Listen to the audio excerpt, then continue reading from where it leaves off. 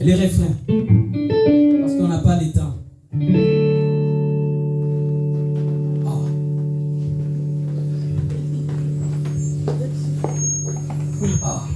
Mais les 12 pieds que vous voyez.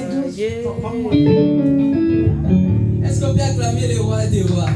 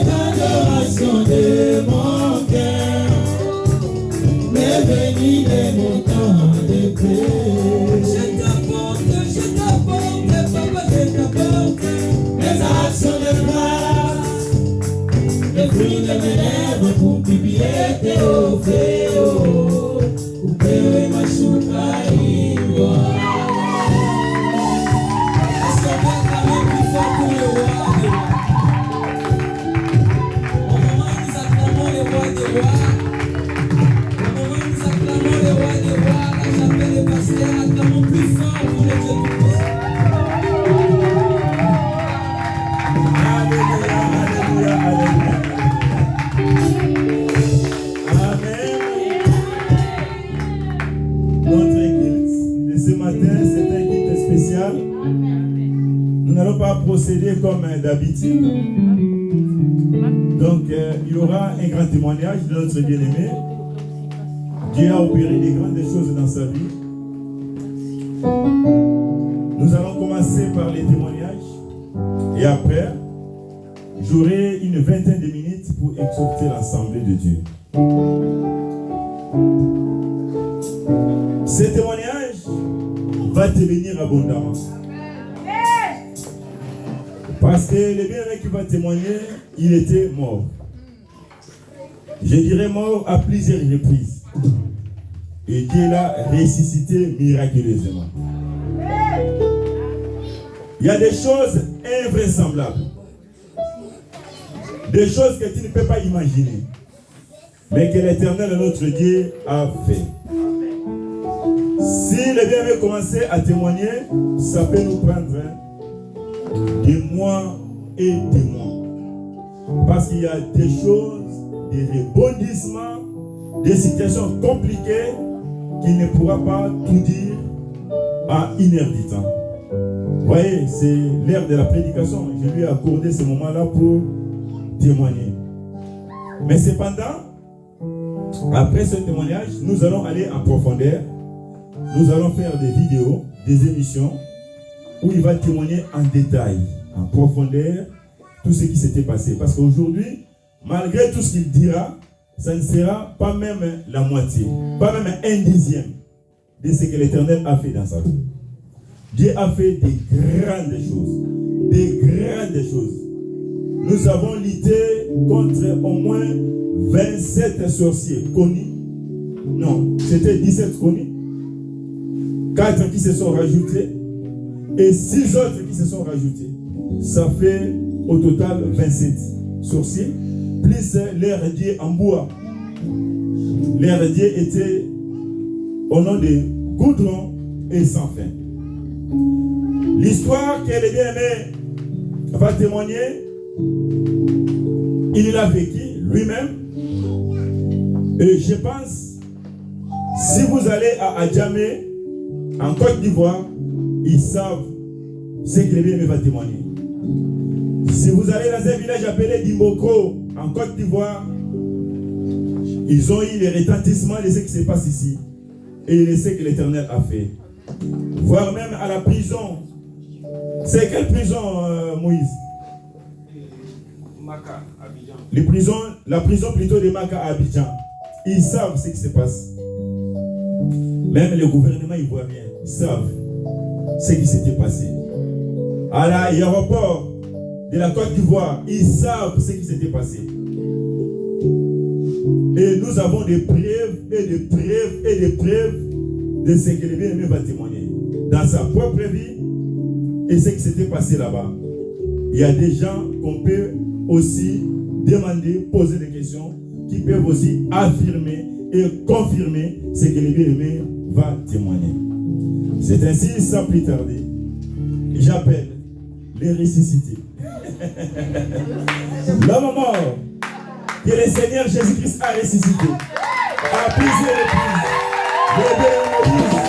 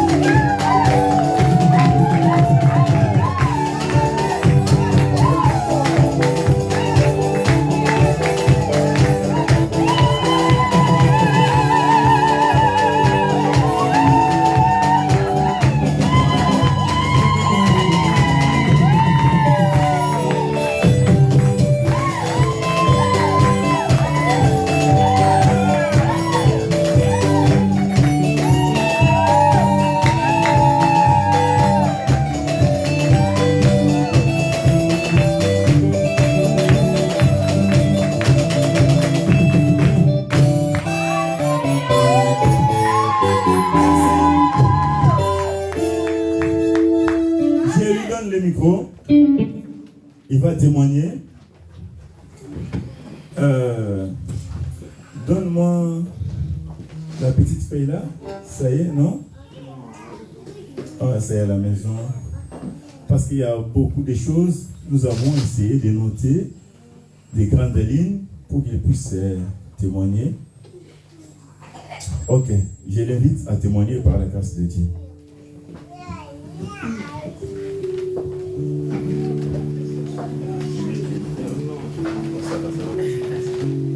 Bonjour.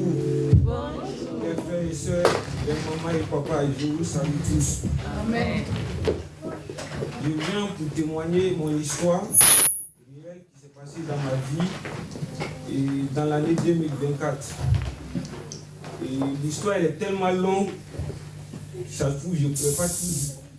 Et il y a des parties que je vais oublier, que moi-même je ne sais pas, malgré c'est ma vie, mais je ne me rappelle pas, soit j'étais peut-être, j'avais perdu la mémoire. Donc ceux qui étaient là, ils peuvent me rappeler, ou si j'ai passé des discours, vous pouvez me rappeler, que ce soit Abigail ou papa ou maman Léva, vous pouvez me rappeler. Donc tout a commencé en mois de janvier 2024. J'étais parti à Abidjan pour suivre la CAN 2024. Une fois à Abidjan en janvier, la CAN a commencé. Comme toute personne qui est partie en vacances, je partais au stade, je regardais les matchs. Après, j'ai commencé à sentir des douleurs en moi, des douleurs de ventre, tête. Je me suis dit, mais ça, c'est pas normal. Je vais à l'hôpital, on me dit non, j'ai rien, ça va. Deuxième, troisième jour, ça commence à être grave. Grave. Immédiatement, je vais à l'hôpital, on me dit, ça commence à être grave. Ils vont m'hospitaliser pendant une semaine. Et c'est là que je me suis dit, les soins de l'Afrique ne sont pas tellement forts. J'ai pris mon billet directement. Je suis rentré immédiatement en France. À partir de janvier, maintenant, février, mars, les choses ont commencé à... Mais disons, quand je dis l'histoire, en fait, même moi, ça me choque. Ça me fait mal parce que ce que j'ai vécu, je ne sais pas si c'est explicable. Parce que quand j'explique, j'ai pas mal, mais plus venant d'une personne qui est ton sang, ta soeur, même père, même mère, c'est ce qui me fait encore plus mal. Donc à partir de février, mars, avril, les choses ont commencé à pas aller, mais j'avais pas trop mal. À partir de février, mars, avril, j'avais souvent mal, souvent j'avais pas mal. Je partais quand même à l'hôpital. Février, mars, avril, j'avais souvent mal, souvent j'avais pas mal. Je partais quand même à l'hôpital. Mon agent il m'a appelé. Allô Moïse, tu vas bien? Oui, je vais bien et tout. Ah, j'ai une proposition, nous allons faire comment? Je dis ok, c'est bon. Si tu as une proposition, c'est bon, moi je suis d'accord. Ok, on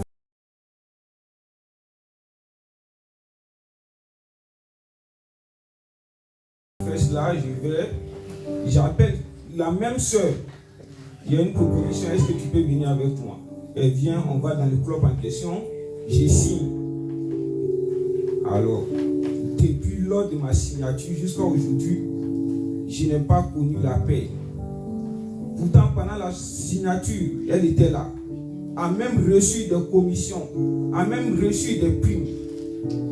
C'est ça, je suis venu à Paris. Elle a pris son vol à Paris pour rentrer en Chine. Moi, tout a commencé là. J'arrêtais pas de l'appeler. Ah, ma soeur, ça va pas. J'ai mal. Dites-vous que le premier jour d'entraînement, je me suis fait des ligaments croisés au genou. Premier jour d'entraînement, même pas 10 minutes d'entraînement, je me suis fait des ligaments croisés au genou. Le club m'a dit, ok, c'est pas un souci. Et nous serons obligés de t'opérer parce que c'est grave. J'ai fait l'opération, je suis venu à Paris pour essayer de faire les réducs avec les kinés et tout. En même temps, de la blessure au genou, j'avais des douleurs du ventre, de la tête, mais insupportables. Quand je vous dis insupportable, je ne pouvais pas supporter. Des douleurs atroces. Je vous dis, pendant ce temps, il n'y a pas une nuit où j'ai dormi. Je me suis dit, oui, j'ai dormi ce soir. Je ne dormais pas. Je ne dormais pas, j'avais mal au ventre. Je vais à l'hôpital. Tu peux me demander tous les hôpitaux de Paris, les grands hôpitaux, je vais te dire tous les noms. Tellement j'en ai fait. Que ce soit Kremlin-Bicêtre, que ce soit Salpêtrière, j'ai tout fait, je suis allé partout. Aujourd'hui, je vais à Kremlin-Bicêtre, j'ai dit bon, eux ils m'ont dit j'ai rien. Je vais à Salpêtrière, Salpêtrière me dit j'ai rien. Et ils ne me disent pas j'ai rien. Sans preuve, ils me montrent des preuves. Comme quoi je n'ai rien. Ils font des radios, échos, IRM, tout. Moïse, tu n'as rien, tu vas bien. Il me libère, je rentre à la maison. Tel moment, je mets mon pied à la maison. Immédiatement, ça recommence. douleur de tête, douleur de ventre. Je n'arrive pas à dormir. Je tremble. J'arrête pas de pleurer. Je pleure. Dans ça, immédiatement, on m'annonce la mort de mon père. Quand on m'annonce la mort de mon père, je dis bon, c'est mon père. Ma mère aussi, elle est décédée. Je ne vais pas rester quand même en France, même si je suis malade. Je vais à Abidjan pour l'enterrement. On fait l'enterrement. 3 jours après, je dis non, je ne vais pas rester à Abidjan. L'enterrement a été déjà fait. Sans oublier qu'avant j'étais musulman. Et chez les musulmans, ils font l'enterrement lendemain du décès. Ils ont fait l'enterrement lendemain. 2 jours après, moi je suis rentré en France. Et quand je suis rentré, c'est la même chose. C'était de douleur. Tous les jours, hôpital, maison. Hôpital, maison. Abigail, elle peut témoigner parce qu'elle était là, c'est ma voisine. Non, tous les jours, papa, il n'y a pas une journée, je ne suis pas allé à l'urgence. Carrément, je mettais mon téléphone à côté de moi avec le numéro de 100 000. Dès que j'ai mal, je tire ma main, j'appuie pour qu'il puisse venir. Il connaissait ma maison, il connaissait ma chambre par cœur. Dès que j'appelle, il dit c'est M. Kirira. Il vient me chercher, il m'envoie à l'urgence. À un moment donné, l'hôpital m'a dit mais Moïse, on ne peut plus rien faire pour toi. Nous ne savons pas tu souffres de quoi. On ne peut pas soigner une maladie dont on ne connaît même pas c'est quelle maladie. On fait tous les radios, on te transfère ici, gauche à droite. On n'arrive pas à connaître les sources de ta maladie. Donc Moïse, c'est l'hôpital qui me dit ça. Essaye de travailler sur toi moralement. On pense que c'est une... Je dis mais l'hôpital, moral. Je souffre, vous me parlez de morale. Ah! Moi, je viens à la maison et je commence à pleurer. Je dis, ah, Abigail, tout est fini maintenant. L'hôpital dit, je ne peux rien faire de moi. Vous n'imaginez pas les médicaments qu'ils m'ont donné, des piqûres en minute du matin. J'attrape mon ventre, je me pique. J'attrape ma main, je me pique. Carrément, souvent, si j'avais mal et que je n'arrive pas à me lever pour prendre la piqûre, j'appelais Abigail, Abigail, elle venait, j'ai dit, passe-moi, il y a la piqûre dans la moelle, passe. Abigail me passe juste la moi à 2 mètres de moi, mais je ne peux pas bouger pour la prendre. Abigail me donne, je me pique. Imagine si ta maladie arrive au point où tu dois te piquer. Mais malgré tout ça, l'hôpital dit il ne voit pas tu souffres de quoi, ça veut dire c'est grave. Je n'arrêtais pas de me piquer, ça devenait grave. Tous les jours à l'urgence, matin, midi, soir. Abigail m'appelait. Ah oui, c'était où? Je m'inquiétais pour toi et je ne te vois pas. Abigail, pardon, je suis à l'urgence, tu peux pas me voir. Actuellement là, je ne sais même pas si on va se voir dans la vie. Et c'était trop grave. Et c'est comme ça, j'habitais pas les allers-retours, je partais tout le temps. Je souffrais trop. Quand je vous dis je souffrais, c'était vraiment la souffrance. C'était vraiment la souffrance. Et là, vu que Abigail essayait de m'aider, un jour, bon matin, Abigail m'a dit, Moïse, tu as assez parti à l'hôpital. Moi, j'ai une proposition pour toi. Il fallait que je te laisse faire ce que tu avais à faire. Mais juste avant qu'Abigail me dise ça, ce qui m'a poussé à accepter, la même soeur qui s'appelle Maïmouna, elle est restée en Chine, à Guangzhou. Elle m'a appelé. Moïse, pour ta maladie, j'ai trouvé des solutions. Il y a un médicament qui vend en Inde. Le médicament en question, c'est très bon. Moi, je souffre. Je veux mettre ma tête partout. Oh Moïse, si on achète le médicament, si ça ne va pas, toi et moi, on va à Abidjan. Je vais aller te soigner à Abidjan. Je dis d'accord. Le médicament, c'est combien? Oh, c'est 3500 €. Je dis ok, il n'y a pas de souci. Le lendemain, je lui envoie l'argent. 3 jours après, elle vient me trouver à Paris. Elle me donne une bouteille d'eau. Je me rappelle comme si c'était hier. Une bouteille avec liquide jaune bizarre d'une manière. Je prends, je bois. Je ne savais pas, je me dis c'est le médicament indien. C'est bon. Je ne savais pas, je suis en train de m'enterrer moi-même. Et là maintenant, elle me dit, Moïse, vu que tu as vu le médicament, prends les pieds, dès demain, nous partons à Abidjan. J'ai dit, mais ma soeur, dès demain, nous partons à Abidjan. Franchement, je souffre, je ne peux pas aller. Attendons, comme tu as dit, le médicament il est efficace. J'ai bu aujourd'hui. On verra ce que ça va donner dans les jours à venir. Après, je vais à Abidjan. Et là, pendant ce temps, Abiel vient, comme je vous disais tout à l'heure, Moïse. Je t'ai laissé avec ta soeur. Mais de la manière dont je te vois, tu souffres. Vraiment, ça me fait de la peine. Est-ce que ça ne te gêne pas que je te mette en contact avec mon pasteur? Il dit, mais Abigail, il fallait me dire cela depuis le début. À quel moment ça va me gêner? Elle dit, oh, comme tu es musulman, je ne sais pas. Il dit, non, moi ça ne peut pas me gêner. Ce qui peut me donner la santé, vu la souffrance dont je suis en train de traverser, ce qui peut me donner la santé, c'est ce que je cherche. Il ne faut pas perdre du temps. Appelle ton pasteur tout de suite. Oh non, Moïse réfléchit. Je dis, je ne réfléchis pas. Appelle ton pasteur tout de suite.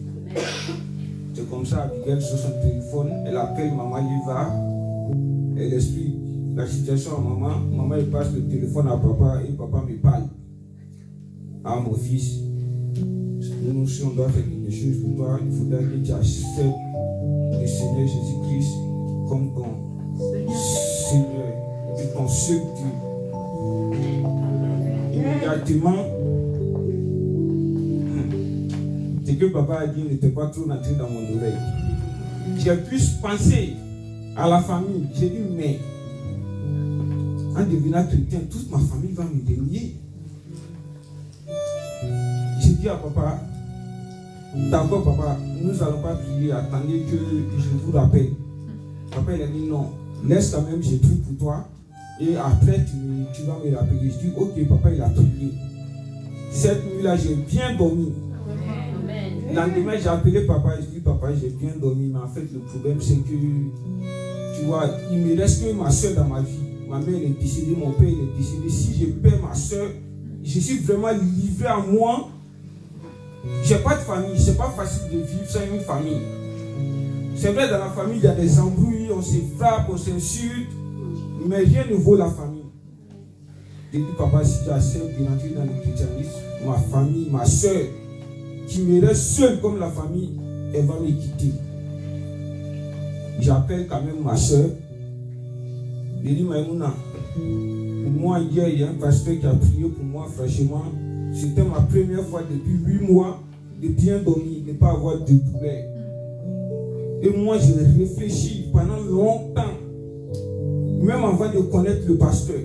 Je me posais des questions. Est-ce que ce n'était pas la meilleure solution pour moi de donner ma vie à Jésus-Christ? Avant ça, à la mosquée, l'imam de la mosquée, il est venu me voir. Oh Moïse, ça fait longtemps que je ne te vois pas à la mosquée. Qu'est-ce qui ne va pas? Je dis, papa, je suis malade. Tu as quelle maladie? Je l'explique. Oh, c'est bon, mon fils, je sais déjà tu as quelle maladie. Il n'y a pas de souci. Nous allons acheter 21 cabris. Donc, chaque cabri fait 70 €, 70 €. Multiplié, ça fait combien? Je ne me rappelle même pas. Chaque cabri faisait 70 €, 70 €. J'ai donné ça et l'argent des mains d'œuvre. 1750. Et j'ai donné l'argent des mains d'œuvre. Oh, nous allons partir tuer les cabris à Mélin. On va faire des sacrifices. En 48 heures, tu vas retrouver la santé totale.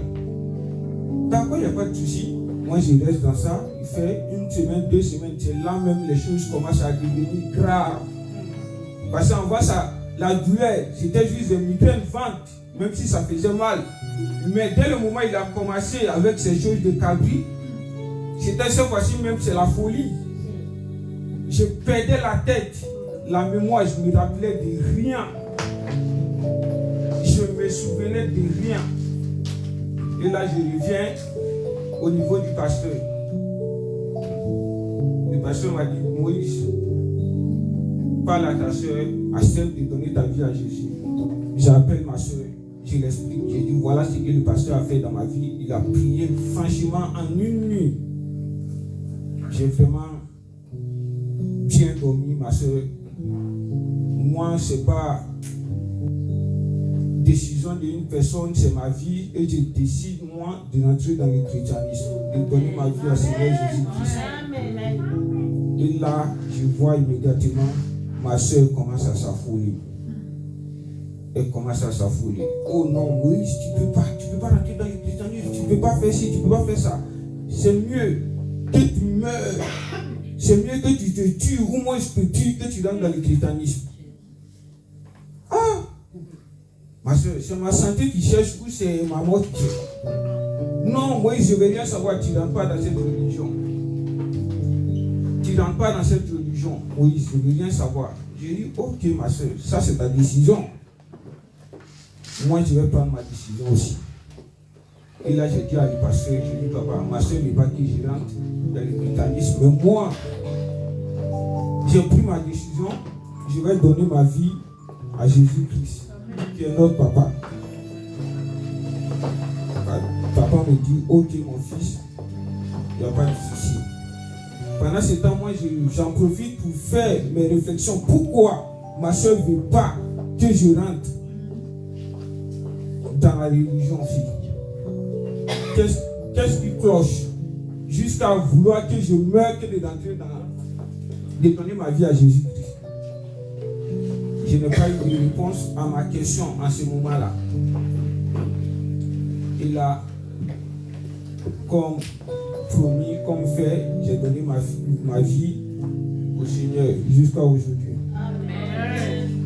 Dès le moment où j'ai donné ma vie à notre Papa du ciel, Seigneur Jésus-Christ, il y a eu beaucoup de changements. Amen. Mais quand je vous dis beaucoup de changements, c'est vraiment beaucoup. Amen. Ma vie a totalement changé. Amen. Ça a vraiment tourné la page. Même si je souffrais toujours, parce que dès le moment où j'ai donné ma vie à Jésus, il a commencé à me montrer des choses que moi-même je ne savais pas. Amen. Papa, je ne sais pas si j'ai oublié une partie, mais à partir de là, je pense qu'on a eu à faire des délivrances. Tu venais avec frère Gédéon et quelques personnes venir faire la délivrance à la maison. Et on a eu à faire d'autres délivrances ici. Et c'est la délivrance ici. Moi, j'ai su que pendant tout ce temps, j'étais combattu par un groupe de 21 personnes divisées en deux.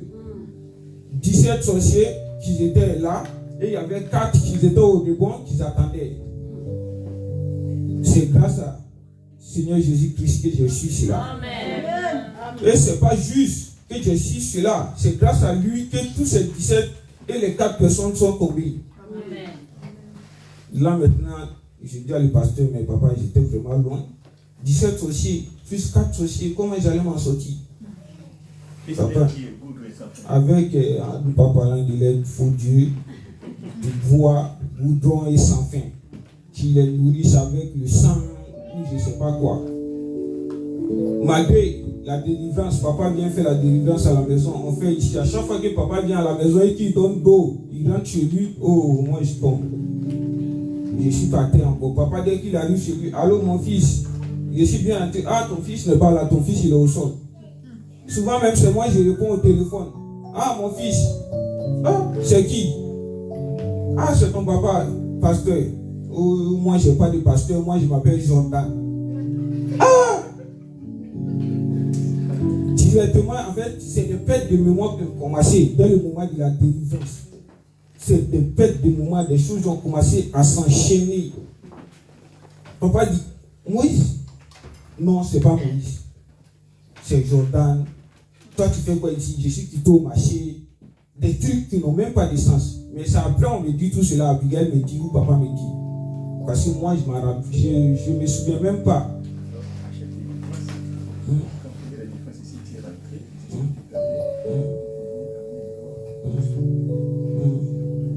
Oui, ça c'est pendant la délivrance, quand on finissait la délivrance et que je rentrais à la maison, les esprits n'arrêtait pas de me suivre, de me taper, de me pousser à faire des choses dont je ne me rappelle même pas. Papa, les esprits, ils m'ont envoyé à la scène 3 fois. Ils m'ont envoyé à la scène 3 fois. Et ils m'ont envoyé à la scène pas pour aller visiter la scène, hein, pour aller me tuer. La première fois, je suis tombé dans la scène. Comment je vais vous expliquer? C'est moi-même, l'esprit est en moi. Je marche, je vais sur le pont. De la manière, les pompiers et l'hôpital m'ont expliqué. Hein. Je marche sur le pont. Arrivé au milieu du pont, je décide d'escalader et de me jeter dans l'eau. J'escalade, je me jette. Pendant qu'il se jette là, lui, il est inconscient. Ce sont les esprits mauvais qui sont en lui, qui l'amènent vers la scène. Voilà. Je me souvenais de rien, c'était pas moi, c'était pas Moïse, c'était les esprits. Et là, moi je me jette dans l'eau. Immédiatement, les gens ils commencent à crier de gauche à droite. Mais dis-toi, si c'était pas Jésus, j'allais pas pouvoir m'en sortir parce qu'il était 6h, 7h. 6h, 7h, qui est à la scène? Mais comme Jésus était toujours là, à côté de moi, il marchait avec moi, même quand moi je ne le voyais pas, lui il était là. Il y a eu des gens pour crier, pour appeler. Pendant ce temps, je ne sais même pas qu'est-ce que je faisais sous l'eau. En sachant que moi, je ne sais pas nager. Le nage, ce n'est pas pour nous les Africains. Nous sommes trop lourds pour nager. C'est Dieu qui me gardait dans l'eau là. Il m'a donné les épaules pour nager, je ne sais pas quoi. Et directement, ils m'ont appelé les secours. Ils sont venus, ils m'ont secouru. Je me suis retrouvé à l'hôpital. 2 jours après, la même scène me rappelle. Les esprits me prennent, ils vont avec moi. La même scène, vice versa. Copier, photocopier, ils m'envoient là-bas. La deuxième fois. Il faut aller dans le but de me tuer. Ils vont avec moi, ils me mettent dans la scène. Comme ce que je viens de vous dire, Dieu vient me sauver. Et il me ramène à l'hôpital. Mais en expliquant ça, tu te dis en fait c'est quelque chose qui était peut-être facile pour Moïse. Non. Dès que j'ai quitté à l'hôpital, je venais à la maison, j'avais qu'une seule idée, c'était de me suicider. Papa n'arrêtait pas de dire Moïse, un chrétien ne se suicide pas. Si tu te suicides, demain tu ne seras pas épargné. Moi, je ne pouvais pas écouter. Parce que je disais en fait, ma vie n'a pas de sens.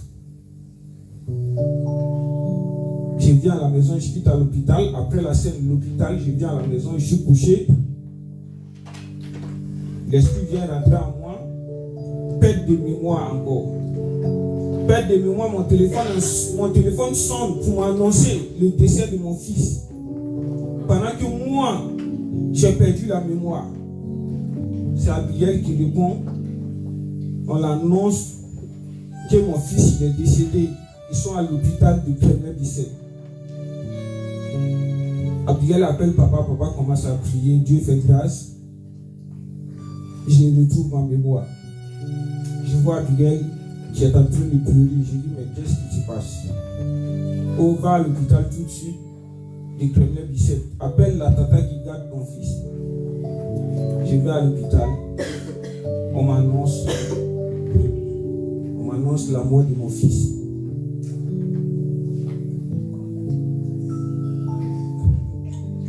Directement, je demande à voir mon fils d'abord. On me dit ok. On me fait rentrer dans la salle, je vois mon fils, il est couché, il est vraiment mort. Je ne crois pas. Il ressort, je dis je préfère le chercher. Mais moi je sais, il est mort de quoi? Dès le moment où je viens m'arrêter dehors, ma soeur, elle m'appelle. Je réponds, elle me dit, Moïse, je t'ai dit de ne pas faire quelque chose. Tu as fait, tu vas regretter toute ta vie. Tout ce que tu aimais dans ta vie, je vais tout bousiller un par un. moi je t'ai dit, n'accepte pas Seigneur Jésus-Christ comme ton Dieu. Limite, fallait moi m'accepter comme ton Dieu, parce que c'est le vieux Seigneur Jésus-Christ. Et elle a commencé à essayer de bouger tout, un par un. Je lui ai dit une chose. J'ai dit, tu as été capable d'arriver jusqu'à tuer ce pauvre enfant. Et là, je me suis dit, la mort de cet enfant, c'est de ma faute. Pourquoi? Parce que je venais à l'église. Pourquoi je n'ai pas eu les réflexes d'envoyer cet enfant à l'église avec moi ici? Mais je ne savais pas. Moi, de base, je venais à l'église. Je suis venu une fois. Deuxième fois, il y a eu le décès de mon fils. Je ne savais même pas que les enfants venaient à l'église. Je ne savais pas parce que je ne venais pas à l'église. Je demande à Abigail, est-ce que les enfants viennent à l'église? Abigail dit oui. Je dis, mais si je savais, j'allais emmener Isaac. Parce que je suis sûr, c'est tant si Isaac était venu à l'église une seule fois, aujourd'hui, Isaac était à côté de nous, il n'était pas mort.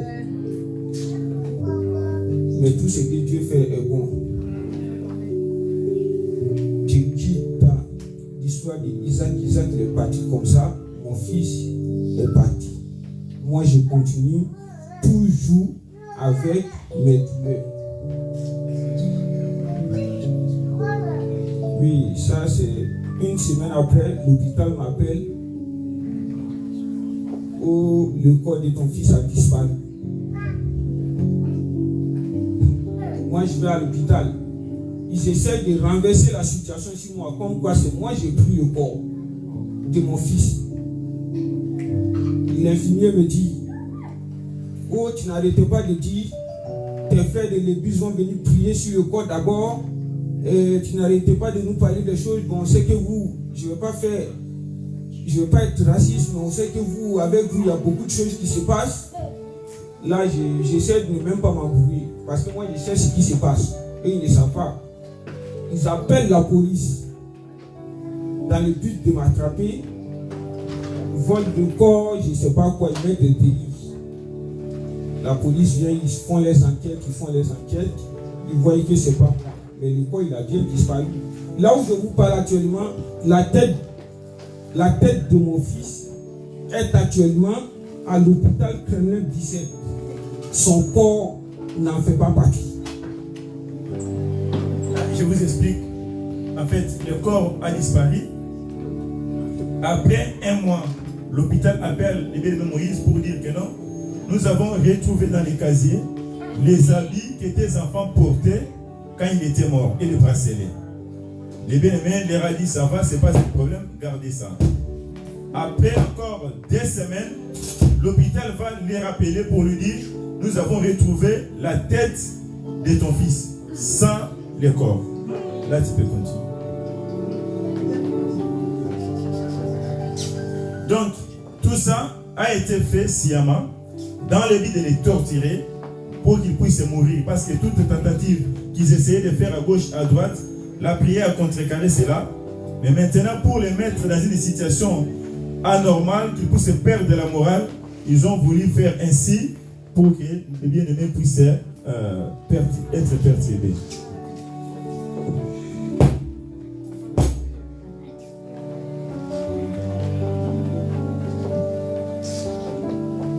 Excusez-moi si je pleure, parce que c'est plus fort que moi. En sachant que je ne pouvais jamais imaginer que ma soeur pouvait même tuer son neveu. Ma propre soeur, celle qui j'ai pris comme ma mère. La vie de ma soeur, c'était vraiment ma vie. Carrément, papa, je jouais au foot à cause de ma soeur et ma mère. Tellement nous avons connu la souffrance. Je suis venu en Lituanie pour mon premier contrat professionnel. J'avais 16 ans. Je suis venu d'un pays dont je ne comprends pas la langue, je ne comprends pas l'anglais. Je parle avec personne pendant 2 ans. J'ai dit tout cela, tous ces sacrifices, je fais à cause de ma famille, ma soeur. Et là, les choses ont commencé à persévérer pour moi. De Lituanie, je signe en Pologne. De Pologne, je signe à Bruges, en Belgique. je commence à dire, vu que c'est à cause de vous, j'ai décidé de jouer au foot, nous allons profiter des fruits ensemble. Je commence à mettre ma soeur bien, la donner tout ce qu'elle veut, l'envoyer Chine, Belgique, chez moi, fais tout ce que tu veux. Ma soeur venait, elle faisait tous ses manigas, elle mettait tout en place. Parce qu'elle avait déjà commencé il y a longtemps, moi je ne savais pas. Elle mettait tout en place. Elle faisait les doubles clés de ma maison.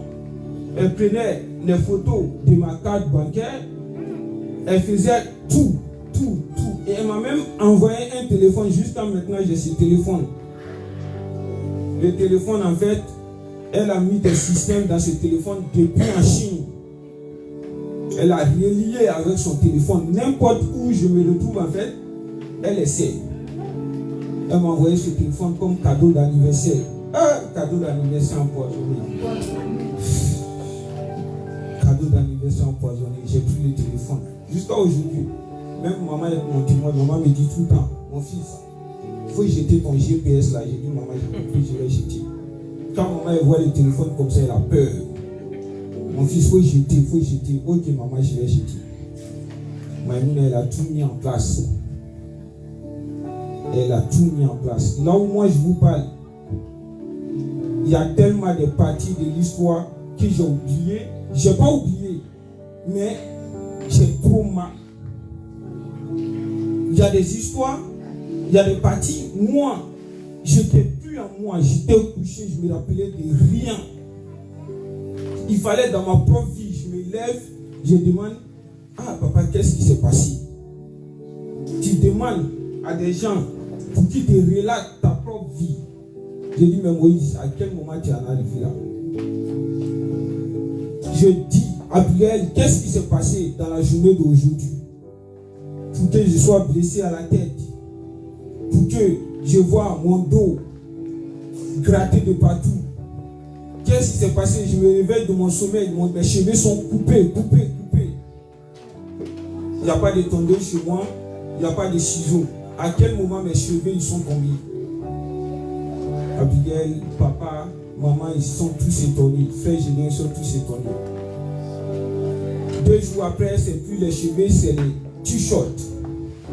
Je me réveille, tout mon corps me fait mal. Je vois le t-shirt, il est déchiré comme si on m'avait poignardé à plusieurs reprises avec du couteau.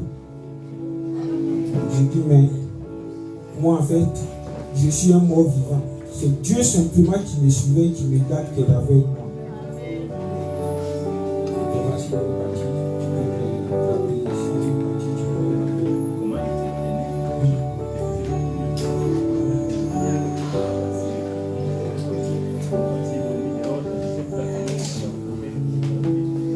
Quand il sortait avec moi, ça c'est quand Maïmouna même, avec ses bandes de sorcières, il décidait de rentrer en moi.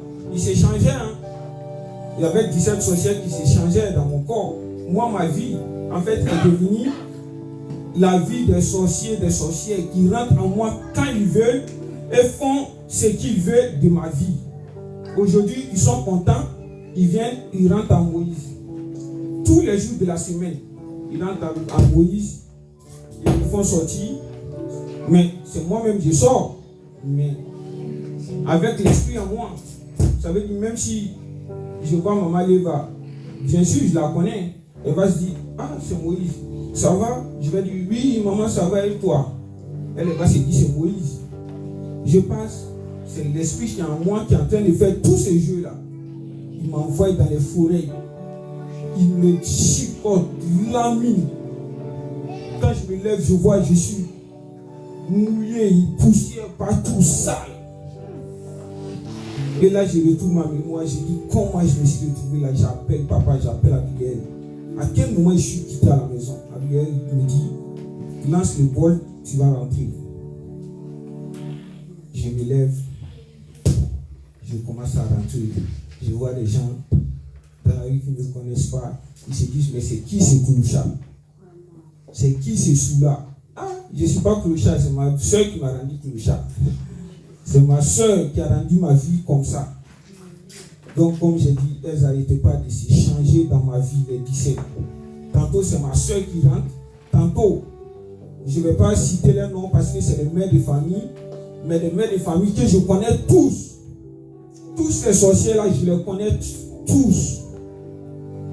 Il n'y a pas une que je ne connais pas dans ces sorciers là. C'est des mamans dont j'ai grandi avec les enfants. C'est des mamans que j'ai vues dans le quartier quand j'étais encore gamin.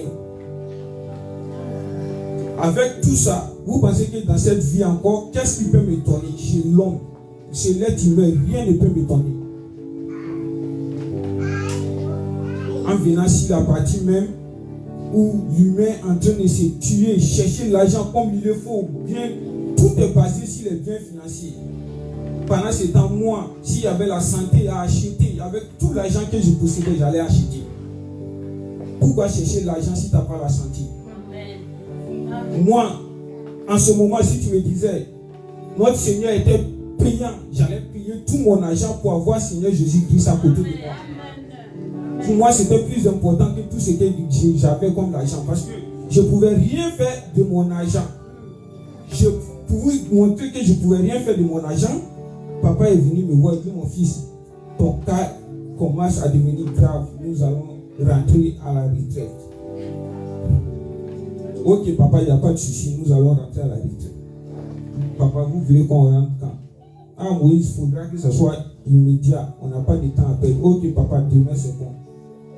Quand je prends ma carte, je vais aller à la poste. Abigail, viens, on va. Je mets ma carte. Au moment où je vais me rendre compte, je suis balayé au sol. Je rentre à la maison avec Abigail. J'appelle papa, papa est là. Papa est venu, papa vient. J'essaie de faire un paiement sur Booking, pouvoir louer une maison pour que nous puissions rentrer à la retraite. La puce, elle est devant nous, elle est connectée, on ne reçoit jamais, en aucun cas, en aucun moment, on a reçu le message pour valider le paiement une seule fois. La banque de ma soeur, ils annulaient tout ce qui se passait comme paiement ou transaction, elles annulaient tout. Je me suis dit, mais là en fait, avec tout ce que j'ai dans mes différents comptes, je ne peux pas utiliser un centime. Un centime, je ne peux pas utiliser. Et là, j'ai dit à papa, là c'est compliqué, je ne sais pas comment nous allons procéder. Mais papa, laisse tomber l'affaire de retraite. Et directement, les esprits ont profité de cela. Ils viennent rentrer en moi. Au moment où il y a papa et maman, ils disent à papa et maman, votre histoire de retraite, je ne veux plus. Laissez-moi. Je ne suis pas dans l'affaire de la prière. Papa immédiatement, il s'est dit, ah, ça c'est pas Moïse. Moïse ne peut même pas me regarder en face pour me parler comme ça. Prions. C'est comme ça qu'il commence à prier. Et après, quand moi, mes esprits viennent, ils m'expliquent l'histoire. À un moment donné, eux-mêmes, ils n'étaient pas fatigués, mais ils n'arrivaient pas à connaître à quel moment c'était Moïse, à quel moment c'était pas Moïse. Parce que même si c'était moi et que je disais à maman, t'inquiète pas, c'est Moïse. Mais les esprits, ils faisaient pareil. Les esprits, ils se mettaient dans mon corps pour pleurer. À quel moment maman va savoir que c'est Moïse ou pas Moïse? Un jour, les esprits sont rentrés à moi. Ils ont tout saccagé dans la maison. Moi, ils m'ont jeté partout au sol. Il y avait frère Gélion, papa, Abigail, maman. Ils ont tout saccagé dans la maison. Moi, j'ai mal de partout. Je suis tombé de gauche en droite. Je commence à prier. Les esprits sont en moi. Je suis au sol. J'ai dit, Abigail, donne-moi de l'eau. J'arrive pas à respirer. Abigail me dit non, je ne donne pas de l'eau. Parce que pourquoi? Parce qu'elle s'est dit c'est l'esprit qui est en moi. Mais comment montrer que ce n'est pas l'esprit qui est en moi? Comment? Parce que l'esprit est fait tout, il rentre en moi, ils font tout comme moi. Je suis au sol, je dis Abigail, je te jure, si la tombe de mon fils, c'est moi, c'est Moïse, donne-moi de l'eau, s'il te plaît, je vais boire. Non, je ne donne pas. Je me mets à genoux, je commence à supplier, papa, s'il te plaît, laissez-moi partir prendre de l'eau, je vais boire. Papa dit, je ne sais pas si c'est vraiment Moïse ou si c'est l'esprit, mais prions. Pendant ce temps, j'ai mal. Je pleure. J'ai dit, mais ma vie, elle est finie parce que ma famille, je ne vais pas vous mentir, vous êtes comme ma famille au jour d'aujourd'hui. J'ai dit, ma famille n'arrive pas à savoir à quel moment c'est Moïse. Ça veut dire, je peux être dans la souffrance et puis ils ne vont jamais connaître. Parce que l'esprit joue très bien son jeu. Donc c'est comme ça qu'ils ont commencé à mélanger papa et tous mes proches, ils ont commencé à les mélanger comme ça, à tout mélanger, à rentrer dans mon corps comme ils le veulent. Et annuler cette histoire de retraite. Pas annuler, mais de mon côté. Parce qu'ils disaient à papa, non, je ne rentre pas à la retraite, laissez l'histoire de la retraite. Et un bon moment, papa, il a su que c'était pas moi. Non, il a su que c'était moi. Un moment donné, il a su que c'était moi. Il dit que mon petit Moïse, là, l'esprit n'est pas en toi. C'est que je vais te dire, moi, de mon côté, je vais mettre mes relations en place pour nous faire entrer à la retraite. Toi, pour toi, laisse, parle pas de la retraite. Moi, je mets mes relations en place. Nous allons rentrer à la retraite. Tout va bien se passer. Immédiatement que papa a dit ça, les sorciers savaient que la retraite, ça n'allait pas les arranger. Directement, l'esprit rentre en moi, je ne sais pas quoi, je commence à faire quoi, je ne sais pas. Je commence à dire à papa, non, papa, je ne vais nulle part, je ne vais pas à la retraite, je ne vais pas. Mais ce n'était même pas moi. Papa prend quand même la maison et il commence à prier. Pendant ce temps, l'esprit rentre en moi, l'esprit fait ce qu'il veut. En ce moment, je suis chez moi. Je suis chez moi à Gentilly. Il y a des gens qui viennent s'arrêter devant ma porte, 10 personnes, 5 personnes, ils attendent que je sorte pour pouvoir m'attraper. Si ce n'est pas l'esprit, c'est même des kidnappeurs en physique qui viennent m'attraper. Et ces kidnappeurs, c'est qui? Ce sont même mes proches. Il y avait même 2 de mes cousins qui en faisaient partie. Qui m'appelaient, ils m'inventaient des histoires. Allô Moïse, tu es où? Je suis là, je suis devant les francs plus Gentilly. Ok, attends, nous arrivons vers toi. Ils viennent à 5, à 10. Ils osent me regarder en face. Moïse, tu dois nous remettre 5 000 €. Je dis à Abigail, va à la maison.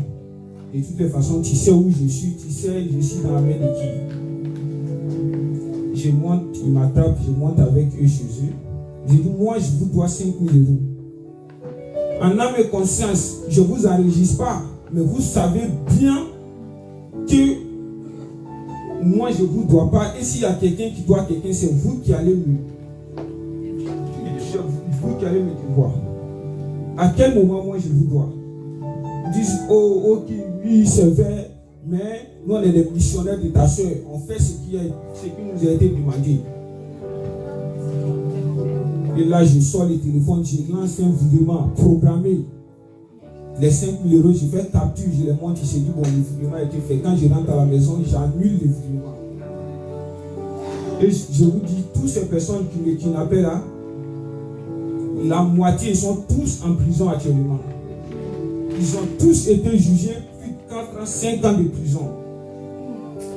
Pour vous montrer que ma soeur ne s'est pas juste arrêtée au côté des spirituels, elle est partie même physiquement. Elle a même menacé papa, que ce soit physiquement ou spirituellement. Maman Leva, Abigail, tous mes proches. Elle a menacé tous les proches. Elle a même décidé de venir à l'église, venir foutre la merde, venir s'attaquer à les pauvres enfants. Des gens qui n'ont rien à voir avec l'histoire. Si elle a osé tuer mon fils, elle a osé tuer mon fils de 3 ans. Mais elle n'a pas de pitié, elle peut tuer tout le monde. Elle a été la cause du décès de ma propre mère. Mais je ne peux pas comprendre que ta propre mère est la cause du décès de toi-même, ta mère. Ta mère est diabétique. et tu fais exprès, tu la donnes les comprimés qu'elle ne doit pas prendre pour pouvoir opter sa vie. Tu sais qu'il y a des médicaments qu'elle n'a pas le droit de prendre, comme les tramadol. Tu donnes tramadol à une maman de 70 ans. La maman, elle prend. Elle ne peut pas supporter. Une fois, deux fois, trois fois. Mais la maman, elle est partie. Moi, je quitte en club, je rentre à Abidjan pour l'enterrement. Ça, c'était bien avant. Je ne savais pas encore, c'était en 2023. Je rentre à Abidjan, on fait l'enterrement. J'ai dit non, on ne fait pas l'enterrement. Je dis, je vais faire l'autopsie pour qu'on sache ma mère elle est morte de quoi. Ma soeur me dit, non, Moïse, un musulman ne fait pas l'autopsie, il faut tout donner à Dieu. Elle me stresse. Elle dit, non, fais l'enterrement, il faut rentrer ton propre, ils t'attendent. Moi, c'est ma soeur. Je la fais confiance, je la faisais confiance. Toute ma vie, c'était elle. Surtout après le décès de ma mère, j'ai dit, ah, d'accord, si la sœur aînée a dit ça, d'accord, il n'y a pas de souci. On n'a pas fait, on a fait l'enterrement. Moi, je suis rentré en France.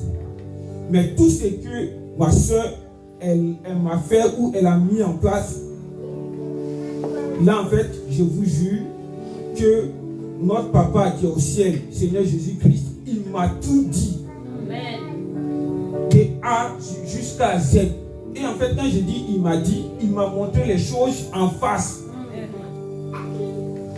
Il m'a dit des choses, comment cette maladie, cette histoire a commencé. Et ça, c'était récemment, même pas une semaine. Presque la fin de l'histoire. Je vais vous parler du début, de là où l'histoire a commencé. Ma même soeur, Manina, elle quittait en Chine pour venir à Abidjan avec une de ses copines qui s'appelait Nalo. Ma soeur a eu un problème à l'aéroport. Elle ne pouvait pas voyager. Il y a eu un problème concernant son pied. Elle m'appelle, oh Moïse, je n'ai pas d'argent. Moi, je suis à l'entraînement. Si je fais un virement, ça va prendre du temps. Je dis, passe le téléphone à ta copine. Oui, Nalo. Tu dis, tu peux dépanner Maïmouna. Ok, dépanne là, moi, je vais te remettre l'argent. Elle a dépanne. Il rentre à Abidjan. Après, moi, je ne connais pas sa copine bien. Moi, j'appelle ma soeur. Je dis, bon, tiens, voilà l'argent de Nalo. Remets à Nalo. Ma soeur, qu'est-ce qu'elle fait? Elle ne remet jamais cet argent. Moi, elle me fait croire qu'elle a remis l'argent de Nalo. Pendant ce temps, Nalo cherche mon numéro pour entrer en contact avec moi. Personne n'a mon numéro. Nalo m'écrit ici Instagram, Snap, mais moi je ne réponds pas. J'avais trop de messages. Maintenant, Nalo dit à ma soeur, je réclame mon argent, je veux mon argent. Et Nalo décide de partir en embrouille avec elle. Et elle dit à Nalo, ça serait ta première et ta dernière fois de menacer quelqu'un pour réclamer ton argent. Dès le moment où elle te menace, si tu peux même quitter la zone, quitte. Parce qu'elle n'a pas de cœur, elle ne va pas te laisser. Elle met fin à la vie de Nalo. Seigneur me montre. Seigneur me dit, tu vois la femme qui est décédée, Nalo. Je parle, ma mère est tremble. Seigneur me dit, Nalo,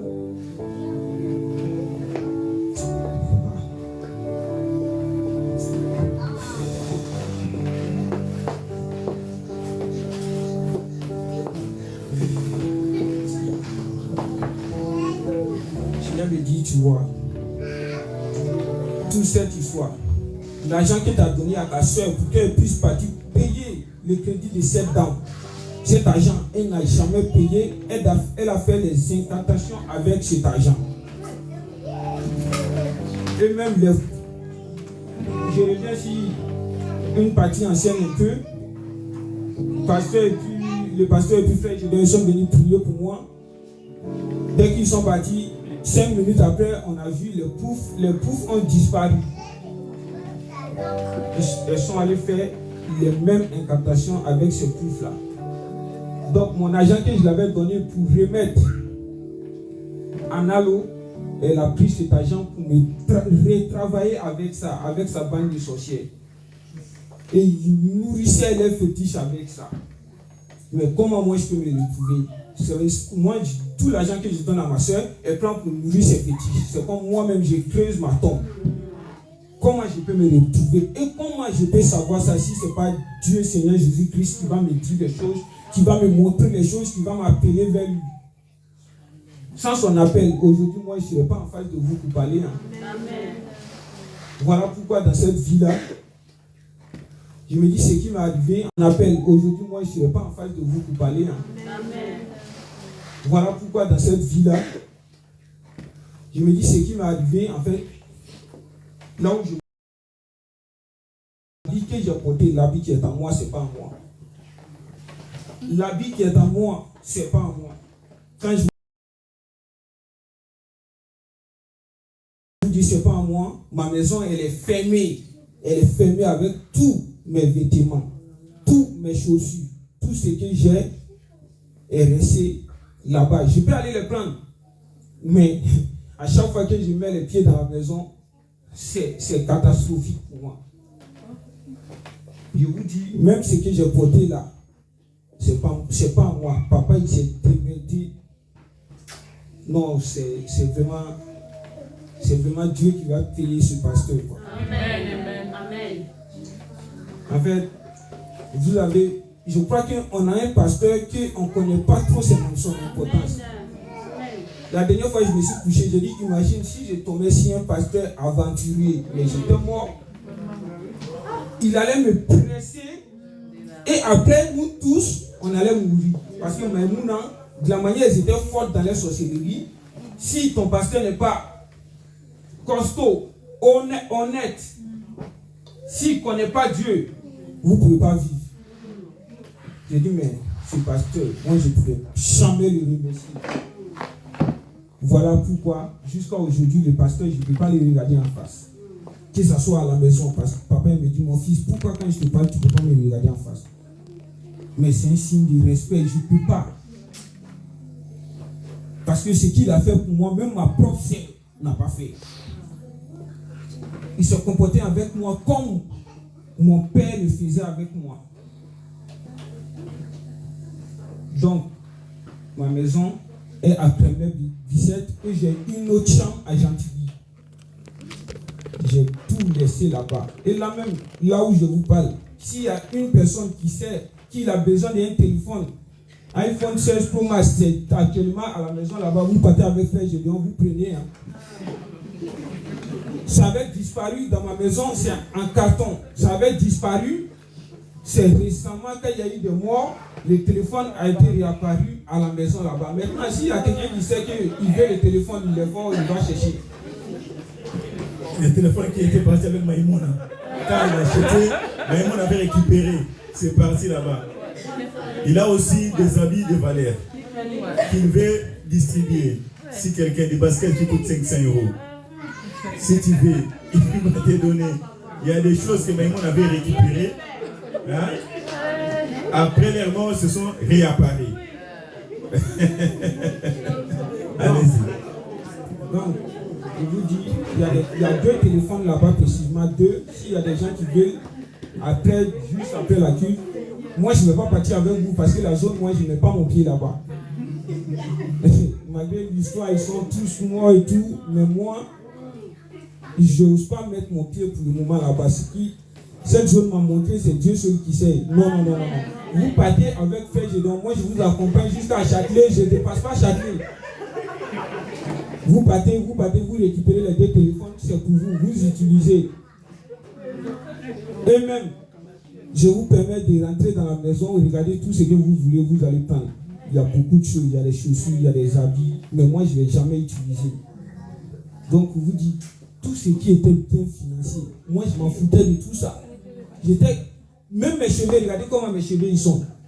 Mais comment vous voulez que je prenne soin de moi? Ou je redeviens comme avant? Alors que moi je cherche à survivre. Je cherche à survivre. Sinon, quand je regarde ma vie de l'époque et ma vie de maintenant, c'est vraiment la nuit et le jour. C'est pas pareil. J'ai fait un an sans me faire plaisir, me lever, partir manger dans un resto. Un an, j'ai pas fait. Un an dans la maison, dans la souffrance, dans les cris, ma tête, mon ventre. Je me réveille matin, des parties de moi disparues. Là, on doit être clair. En fait, les sorciers nous ont dit, nous allons te torturer. Un jour, ils se réveillent, ils leur ont dit, ils vont enlever ton sexe. Ils se réveillent, son sexe a disparu complètement. C'est par la prière que son sexe s'est réveillé. Donc, tu peux continuer. Je me réveille, je constate cela. Je dis, mais ça, je ne sais pas, je ne peux pas expliquer ça à quelqu'un. Je vais seulement rester avec ça comme ça. Un moment, j'ai dit, non, ça, je ne peux pas. Je ne peux pas même aller pisser. Non, il faut que je dise à le pasteur.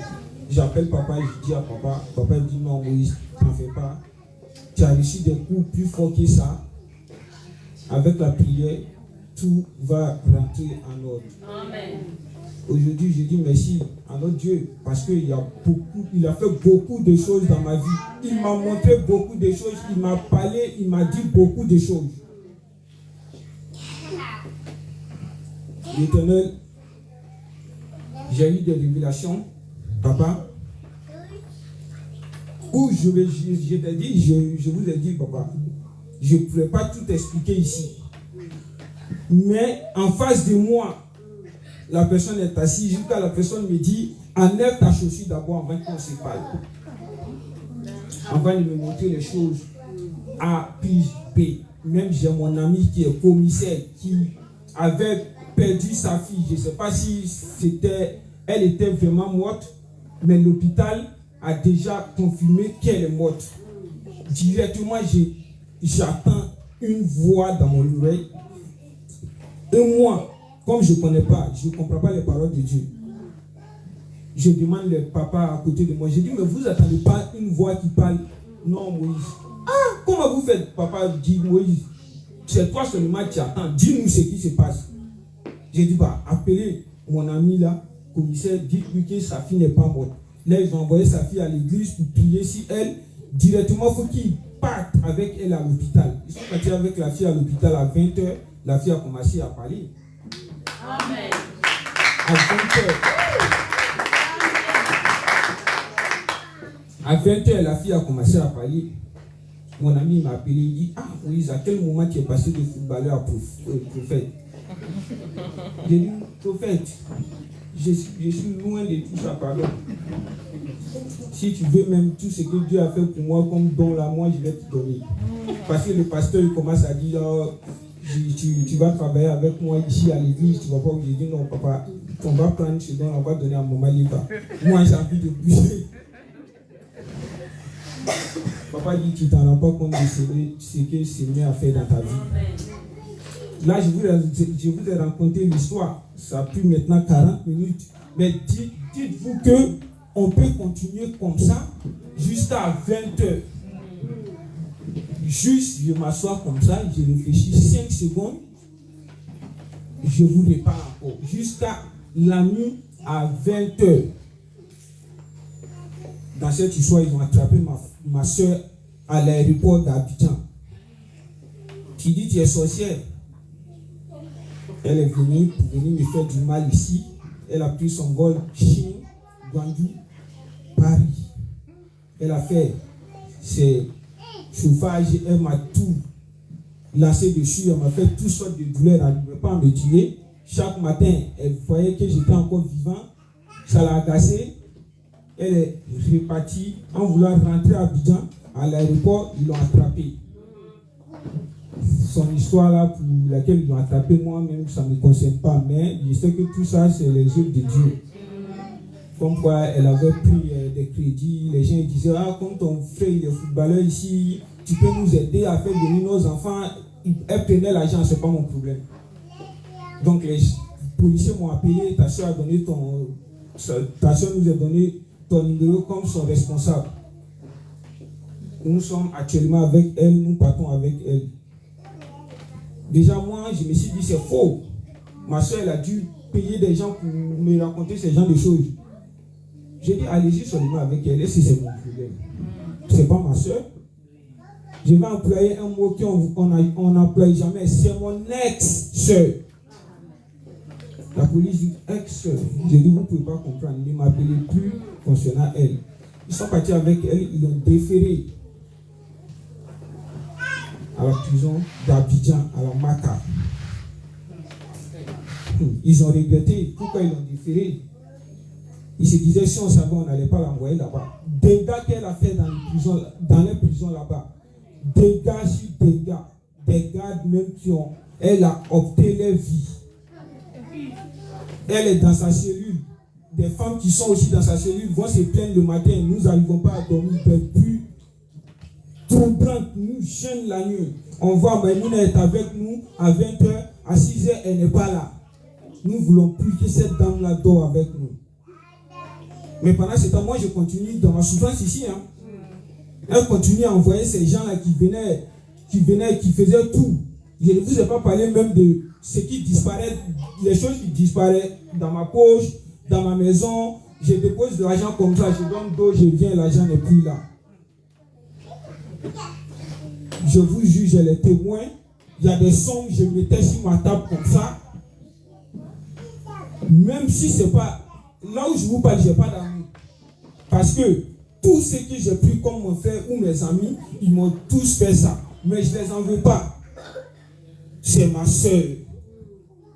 Il y a des gens qui m'ont volé. Je ne peux jamais imaginer qu'ils peuvent me voler. Et vraiment, si ce n'était pas l'esprit, ils ne peuvent jamais me voler. Comment un infirmier peut voler l'argent des malades? On n'a jamais vu ça. L'infirmière, elle vient dans ma maison pour me soigner. Et là, elle oublie de me soigner même. Hein. Elle me pique des choses pour pouvoir dormir. Elle me pique des choses pour pouvoir dormir. Parce qu'elle a vu, il y avait l'argent dans l'enveloppe. Et quand je dors, elle prend ma photo, elle envoie à Abigail. Elle dit, bon, je vais déposer son téléphone à côté de lui, mais l'argent, c'est à moi. Et elle sort, elle va avec l'argent. J'ai dit, mais une infirmière qui vole comme ça. Si ce n'est pas l'esprit qui est rentré en elle, c'est quoi? Donc, pour vous dire, l'histoire, elle est très longue. Aujourd'hui, je pense qu'on va s'arrêter là. Il est midi. On va continuer prochainement. On va faire des vidéos. Hein? Il va relater en détail.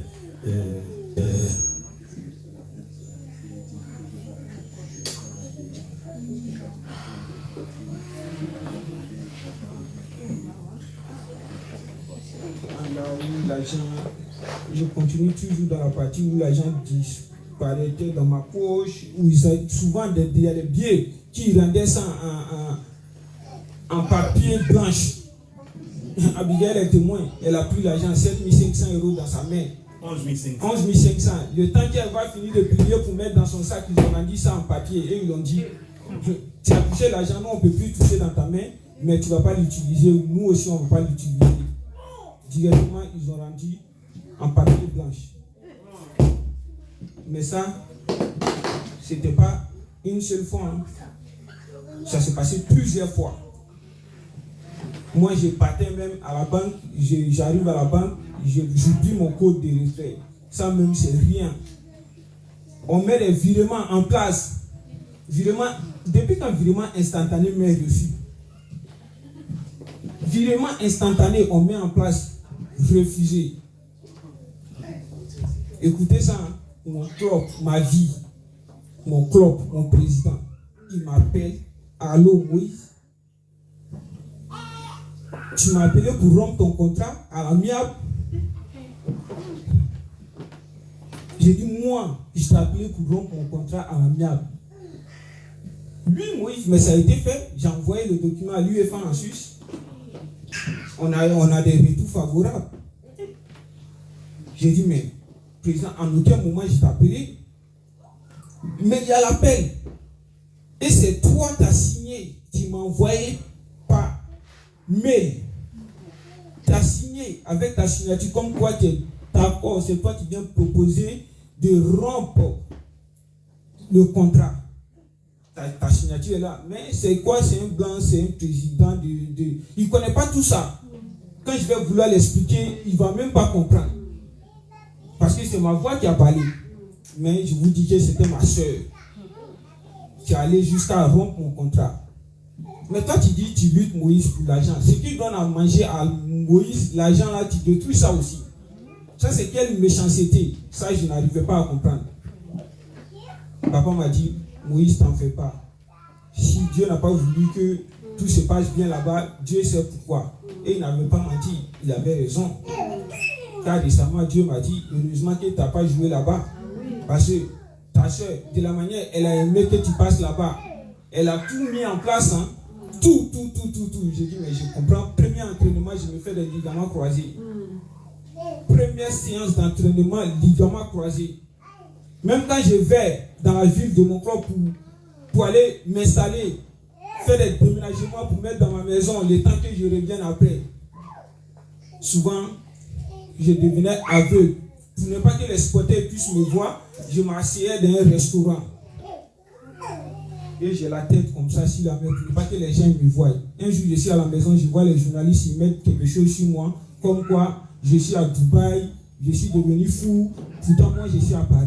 Ce jour, je n'arrêtais pas de pleurer. Comme quoi je suis à Dubaï. L'article, elle est là, elle est toujours dans mon téléphone. Comme quoi Moïse à Dubaï, il est devenu fou.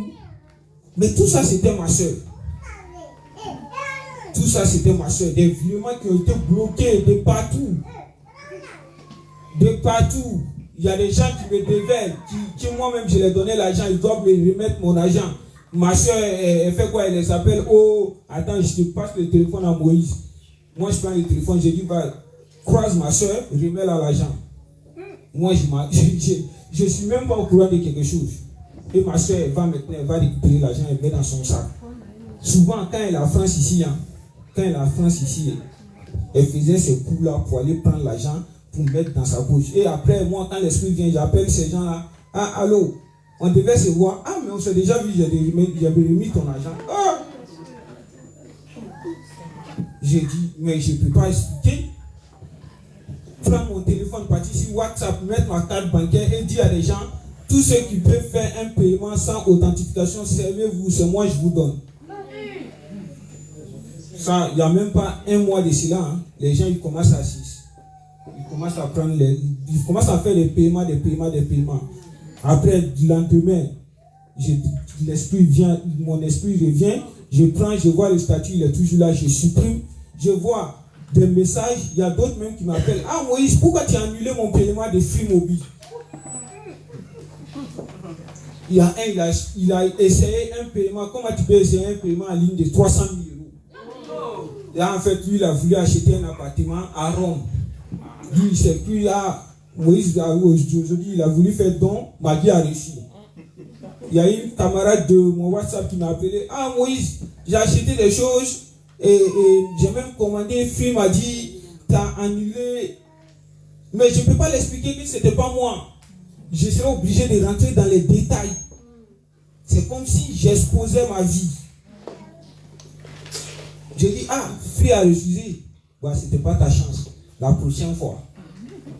J'ai dit, mais si tu savais, là où tu as voulu prendre l'argent, tu n'allais pas appeler pour dire, Free a bloqué. Toi-même, tu allais laisser.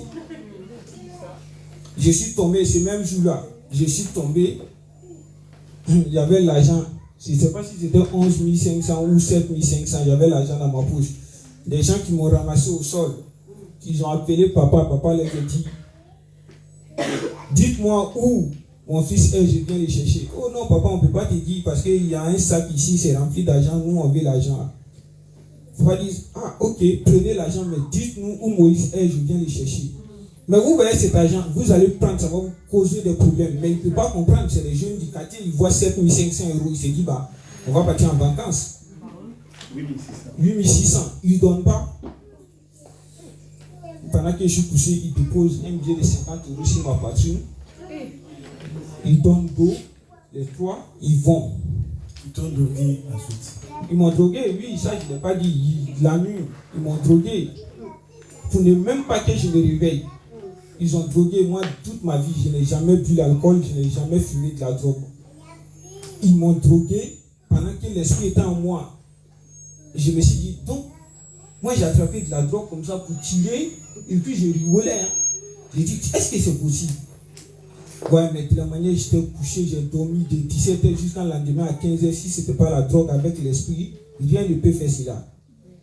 Ils ont déposé les 50 000 sur ma poitrine. Ils ont appelé papa. Oh, il est couché à Rungis, à côté de l'aéroport d'Orly. Et là, maintenant, ils appellent les pompiers, ils viennent me chercher. Après, le même gars qui m'ont laissé là, il fait l'erreur d'envoyer un message avec son numéro de téléphone en envoyant une photo où je suis tout nu. C'était dans le but de me faire des chantages. Moi, je prends ces numéros-là. Je dis, toi-même, tu t'es vendu. Je prends les numéros, je donne à mon ami commissaire. En 2 jours, ils attrapent ce monsieur. Et le deuxième collègue, le troisième, il s'enfuit.